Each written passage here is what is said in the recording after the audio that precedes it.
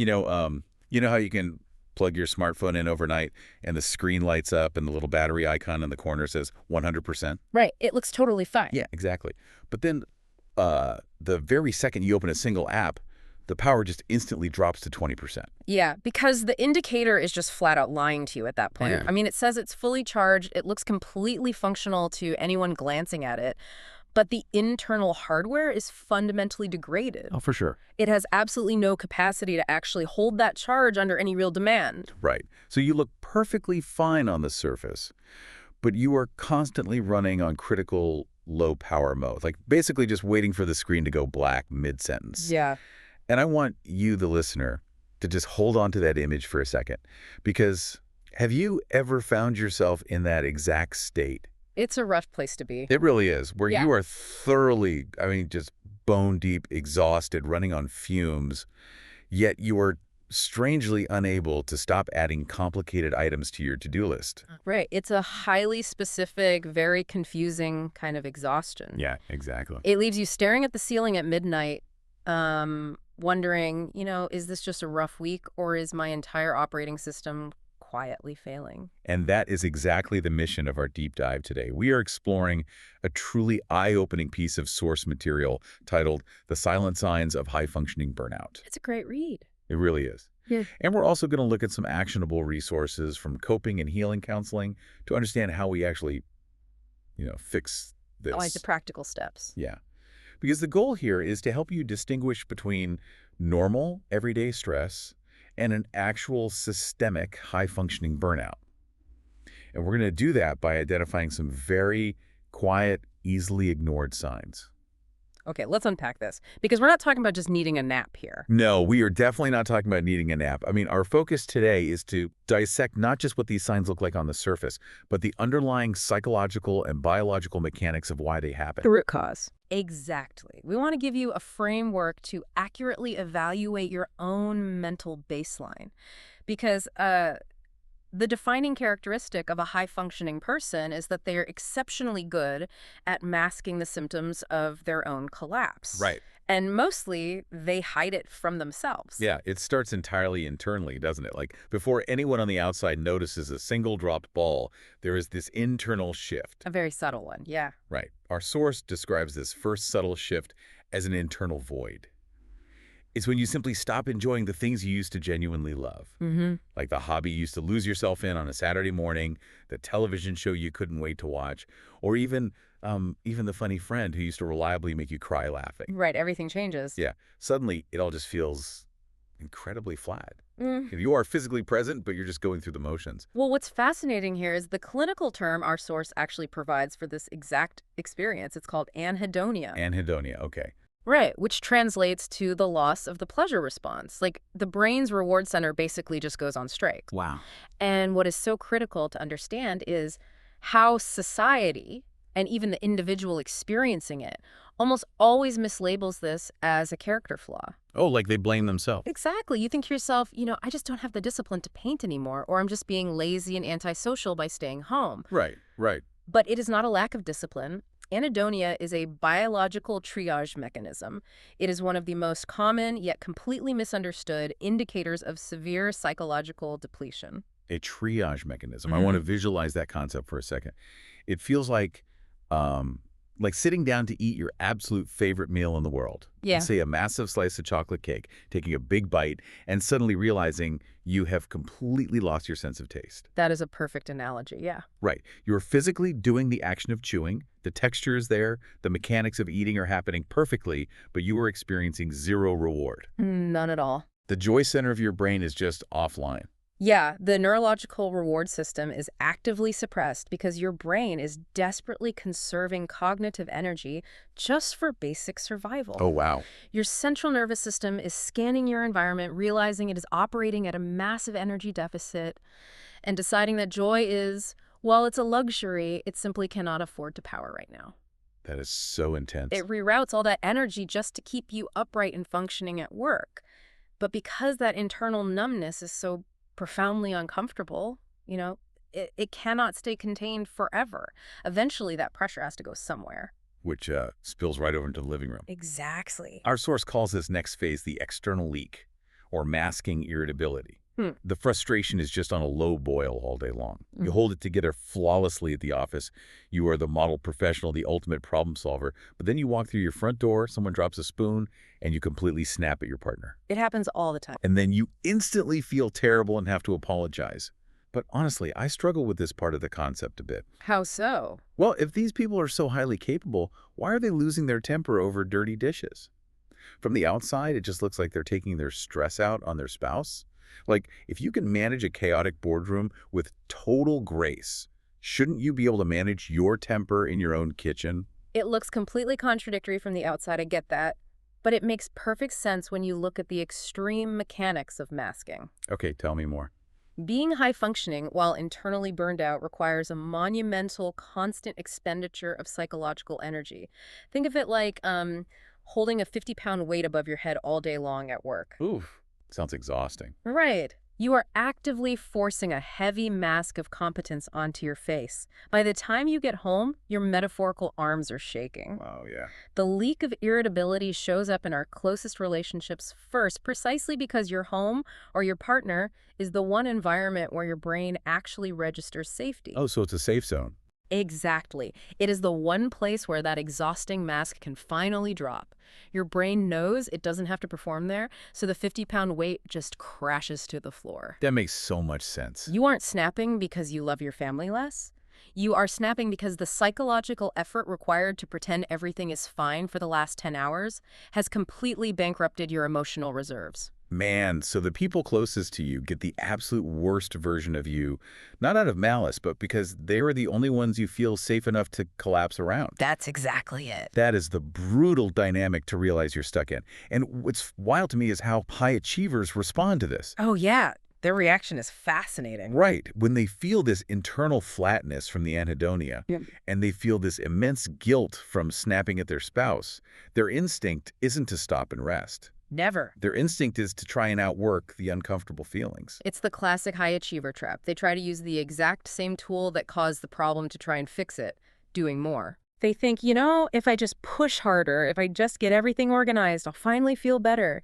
And that instinct drives us straight into the next major indicator from our source material. The habit of the automatic yes. Yes, the automatic yes. This one is terrifyingly relatable. You hear yourself volunteer to bake like 4 dozen cupcakes for the school bake sale, or you take on that extra quarterly report and your internal monologue is screaming, who is talking right now? Totally. But your mouth just keeps making promises, you over-deliver, and almost instantly you are flooded with resentment. Oh, the resentment is immediate. You are furious at yourself for agreeing, you're furious at the person for asking, and you just resent the entire situation you created. Well, notice the sequence of events there. The yes feels entirely involuntary in the moment. It is a deeply ingrained people-pleasing reflex or a perfectionist defense mechanism. Yeah, that makes sense. You say yes to avoid the momentary discomfort of setting a boundary, but the true cost of that reflex always arrives on a delay. Our source provides a brilliant conceptual shift for this that we really need to highlight. It suggests that we need to completely reframe how we view resentment. Okay, how so? Resentment isn't a character flaw, and it isn't you being a bad person. Resentment is a check engine light pointing directly at a boundary that needs immediate attention. A check engine light. Oh, I love framing it that way because it removes the shame. Exactly. Because what do we usually do with resentment? We feel incredibly guilty about it. We think, I shouldn't be mad. I agreed to do this. I'm just being bitter and ungrateful. Right. You blame yourself. But if a bright red light flashes on your car's dashboard, you don't feel guilty about the light. You don't try to go to therapy to stop the light from shining. That would be ridiculous. Right. You realize there's a mechanical failure under the hood that needs oil. The resentment is purely data. It's your biology telling you that you're giving away energy you literally cannot afford to lose. And, if you put a piece of black tape over a check engine light, just because the red glow is annoying, the engine still blows up eventually. Exactly. You cannot ignore the boundary violation without compounding the burnout. The engine doesn't care about your guilt, it just cares that there is no oil left. And that leads to the strangest paradox of the whole high-functioning trap. You keep saying yes, you keep doing the tasks, but the relief never comes. Never. This is the phenomenon of the shrinking list and the growing dread. You actually feel more behind, even when you are technically ahead of schedule. Yeah, it is the distinct sensation of running on a treadmill that keeps slightly speeding up no matter how fast you sprint. Right. The Yes. finish line is a complete illusion. Here's where it gets really interesting. Under normal circumstances, when you finish a task, you cross it off your list, and your brain rewards you with a tiny hit of dopamine. A little celebration. Right. Getting things done is supposed to trigger a physical sense of relief. But for someone deep in high-functioning burnout, finishing a task just leads to immediate, crushing worry about the next thing on the list. The dopamine pathway is completely blunted. Exactly.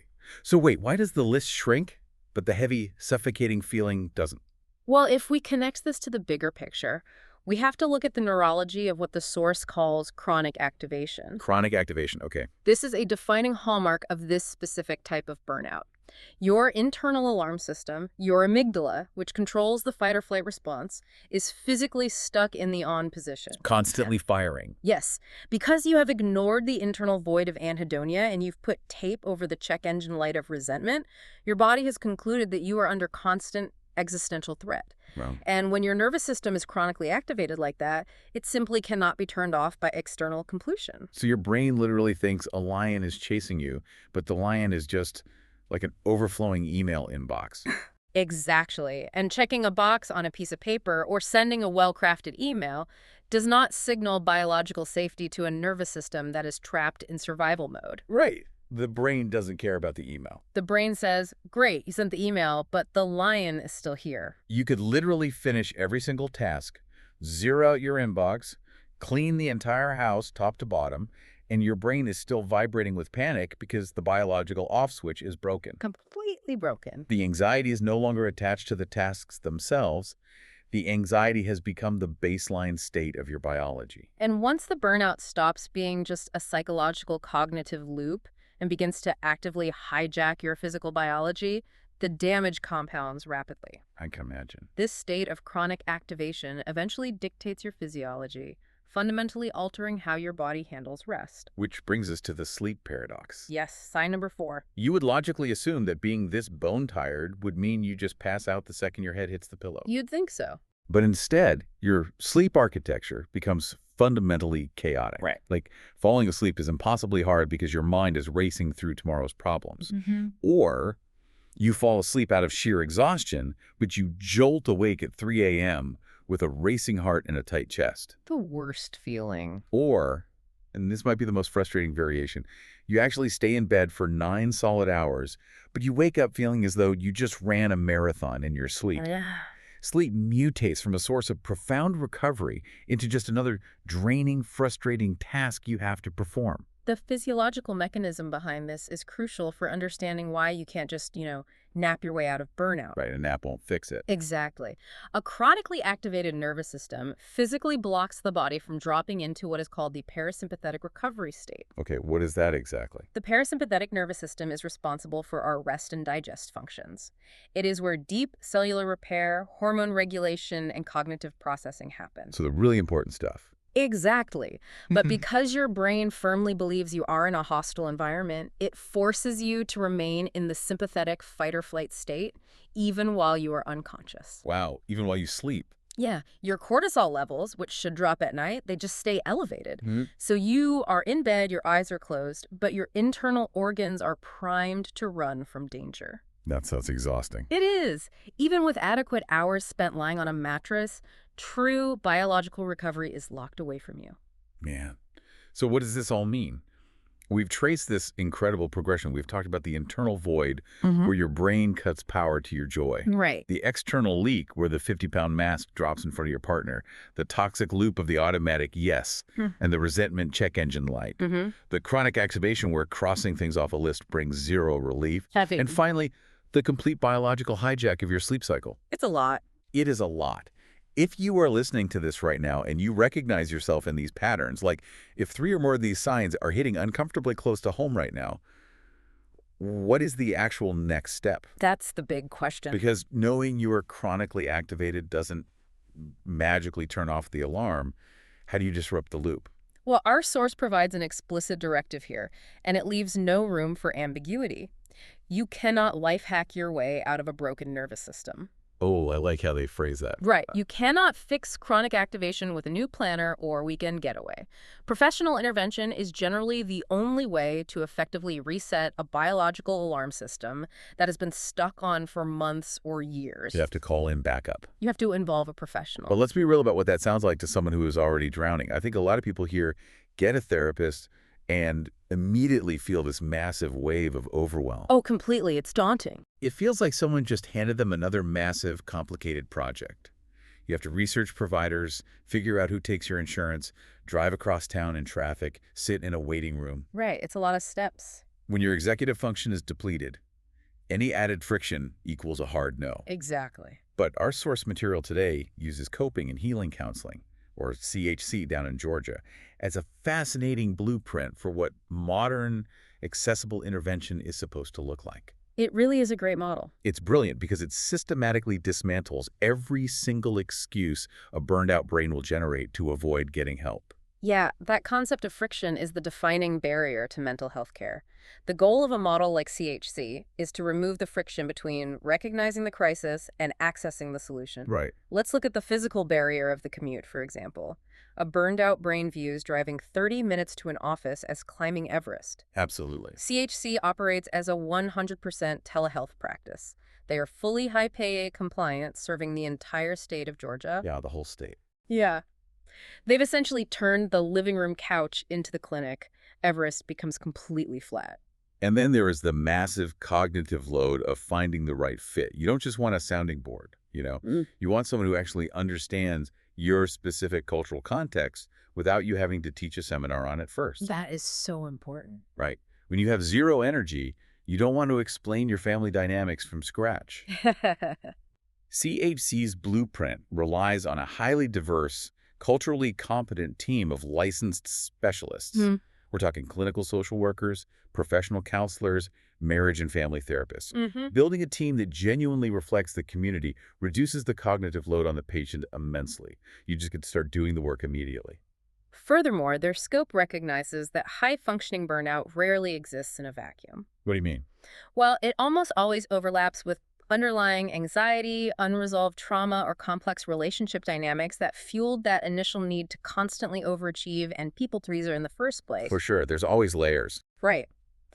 The structural support system has to be broad enough to catch whatever is underneath the burnout, whether that requires adult therapy, teen therapy for those 13 and up, or couples counseling. Makes sense. But the most significant barrier they dismantle is the one that stops almost everyone in their tracks. The financial barrier. Yes. This is the ultimate fight-or-flight trigger. Therapy is notoriously expensive, and the stress of paying for it can sometimes negate the benefits of going. It really can. This is where the CHC model becomes a true masterclass in accessibility. If you are on Medicaid, they've structured it so your copay is literally $0. Oh. It is fully covered. Removing the financial penalty for seeking help is profound. It bypasses the financial anxiety entirely. And even if you aren't on Medicaid, if you have major insurance, they take the big ones, like Aetna, Cigna, Blue Cross Blue Shield, United Healthcare, Humana. They've engineered the practice so the out-of-pocket cost is incredibly low. Right, like $30 to $40 a session. Exactly. We are talking less than what most people spend on a week of drive-through coffee, and you are getting a licensed professional to help you literally rewire your central nervous system. It's an incredible resource. So just so everyone has it, you can reach them at 404-832-0102 or online at chectherapy.square. Or you can email them at support@chectherapy.sperry.com. And you know, the takeaway from reviewing this model isn't just about this one specific practice in Georgia. Right, it's bigger than that. It's the realization that the bridge from systemic burnout back to a baseline of health is already built, and it is structurally sound. I love that. You do not have to engineer the bridge yourself while you are exhausted. You just have to be willing to walk across it. Beautifully said. Yeah. We've moved from the silent internal void of anhedonia through masked irritability and the resentment of over-delivering to the physical hijacking of your nervous system and sleep. Which really, this raises an important question for anyone evaluating their own mental baseline right now. Are you going to continue putting black tape over your check engine lights? Oof. Good question. Because the biology of burnout is entirely unforgiving. Ignoring these signals, the anhedonia, the resentment, the junk sleep, it won't make them go away. No, it won't. The human body is remarkably resilient, but it has limits. If you refuse to schedule maintenance for your system, your body will eventually force a complete, catastrophic shutdown to protect itself. It takes the choice away from you. Exactly. Reevaluating your boundaries and seeking intervention isn't a luxury. It is a biological necessity. And I want to make sure you, listening right now, hear this clearly. Recognizing these signs in yourself is not diagnosing a failure. Definitely not. It is not a sign of weakness. Yeah. You are clearly a high-functioning person. You accomplished incredible things, likely while carrying a massive invisible load. Yes. But recognizing these patterns is simply about realizing that your internal operating system has been running for way too long without a reboot, and it requires an urgent, necessary update. It's time to stop treating yourself like a machine with infinite output. Because even the most brilliantly engineered machines require downtime to cool off. Without it, the structural integrity eventually fails. Which leaves me with one final thought I want you to mull over today. Hmm. We talked deeply about how your nervous system gets stuck in this brutal loop of chronic activation, right? Right. Where external completion, relentlessly crossing things off the to-do list, cannot turn off your internal alarm bells. The lion is still there. Exactly. So if doing more things doesn't signal safety to your brain, what if the very act of intentionally doing absolutely nothing, which your burned out brain is screaming at you right now, is a complete failure or a dangerous waste of time? What if doing nothing is actually the most productive, radical step you could take for your own survival today? It's a huge paradigm shift. It really is. If your smartphone battery is completely degraded, leaving it plugged in while running a dozen apps won't save it. No, it'll just overheat. Sometimes you have to power the device completely down, sit in the quiet, and let it genuinely recharge before it can ever hold a charge again. Absolutely. Take a breath, take a break. We'll see you next time on The Deep Dive.